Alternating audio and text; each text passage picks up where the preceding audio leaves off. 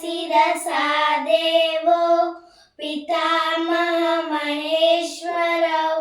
नाट्यशास्त्रं प्रवक्ष्यामि ब्रह्मणा यदुदाहृतं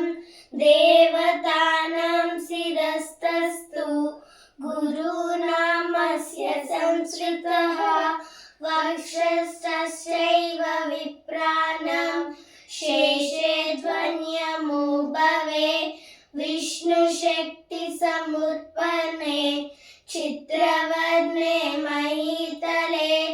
अनेकरत्नसम्पन्ने भूमिदेवी नमोऽस्तुते समुद्रवसने देवी पर्वतस्थलमण्डले नाट्यं करिष्ये भूदेवी